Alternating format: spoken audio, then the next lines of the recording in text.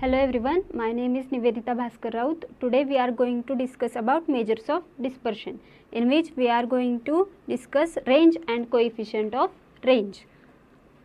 So in introduction, measures of central tendency provide us only single value which represents our whole data. म्हणजे measures of central tendency आपल्याला फक्त एकच value देते जी आपल्याला whole data आपला रिप्रेझेंट करते in the form of mean, median and mode. मग खाली आपल्याला एक एक्झाम्पल दिसतंय, त्यामध्ये सेट ए आणि सेट बीचे ऑब्झर्वेशन्स दिलेले आहेत. सेट एचे ऑब्झर्वेशन आहेत 100, 97 अँड 103 आणि सेट बीचे ऑब्झर्वेशन आहेत 17, 0 आणि 283, ज्यांच्यामध्ये टोटल दोन्हीसुद्धा सेटची सेम आहे विच इज 300 आणि मीन दोन्ही सेटसाठी येतोय 100. पण आपण काय म्हणू शकतो, सेट ए किंवा सेट बी याच्यामधला कोणता बेटर सेट आहे, तर सेट ए.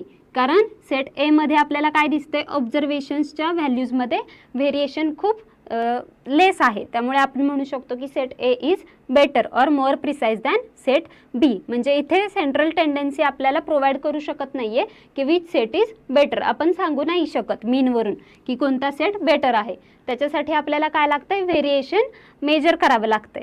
त्यामुळे डिस्पर्शन म्हणजे काय असतं ते बघूया. Deviation of the different values of the data from its average is called as dispersion. In other words, dispersion is defined as spread of actual values from its average. म्हणजे काय, average पासून आपला प्रत्येक व्हॅल्यू एक्स किंवा Y व्हेरिएबलची किती vary होते ते आपण डिस्पर्शनमध्ये मेजर करून सांगू शकतो. त्याला म्हणायचं डिस्पर्शन.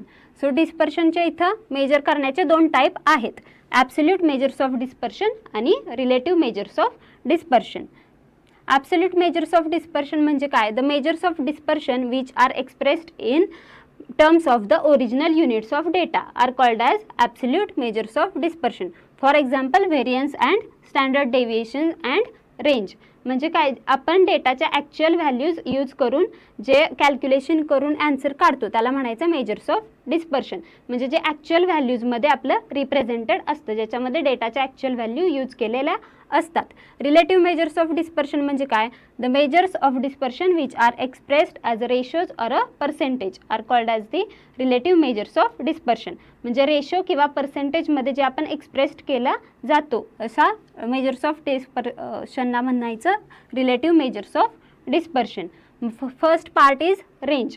रेंज कशी कॅल्क्युलेट करायची, किंवा range is defined as the difference between largest and smallest value of the data.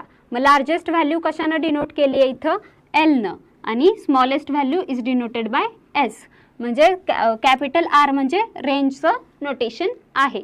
मग range is equal to formula काय येणार, L minus S, where L is the largest value and S is the smallest value. And it's relative measures of dispersion. पाठीमागच्या स्लाइडमध्ये बघितलं आपण, relative measure of dispersion म्हणजे काय म्हणतो आपण, रेशोज किंवा पर्सेंटेजमध्ये एक्सप्रेस केला जातो असा डेटा. मग कोएफिशियंट ऑफ रेंज कसा येणार, formula L minus S upon L plus S. इथं आपण बघू शकतो की रेशोजच्या फॉर्मॅटमध्ये आपल्याला कोएफिशियंट ऑफ रेंज मिळतोय. मग एल म्हणजे काय, इथे सुद्धा largest value of data and S is the smallest value of data. Next, for example, obtain range from following data. Here we have given that variable x and their values 20, 21, 25, 22, 30, 37, 65 and 47. Then which is the smallest value from this data is s, which is 20, and L is for largest value which is 65. So formula for R is a range is equal to L minus S. So largest value is 65 minus smallest value is 20. So final answer is 45. Then we have to calculate its coefficient. Coefficient of range. Formula L minus S upon L plus S. Here L is largest value. 65 minus 20 upon 65 plus 20. Answer is 65 minus 20, 45, and 65 plus 20 is 85. So the ratio is 0.52, which is final answer of coefficient of range. In next example, calculate range for given data. Here we can see that this is the example of simple frequency distribution, because we have the values of x and values of f. where x values are single, which are not in classes. So, this example is simple frequency data. For this we only consider variable x. Here we did not consider values of f, means frequency is not considerable.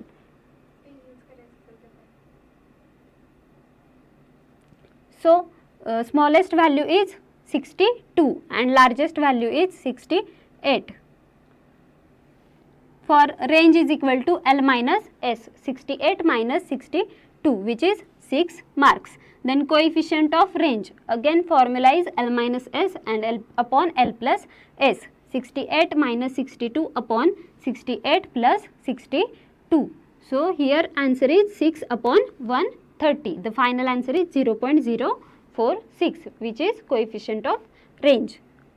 Then example 3. Here example 3 is about group frequency data, because x values of x are in classes and here corresponding frequencies are given. But for here also we only consider value of x, means our variable. Frequencies are not considered. Then S means smallest value. Smallest value is 15.5. So, classes are started from 15.5 and largest value is 35.5, which is the end of our classes. Then calculation, R is equal to L minus S. L is the largest value 35.5 and S is the smallest value 15.5. So, final answer is range is equal to 20 years and coefficient of range is L minus S upon L plus S.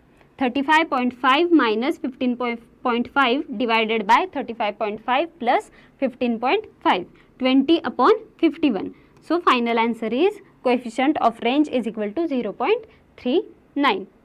If you like the video, please like, share and subscribe. Thank you.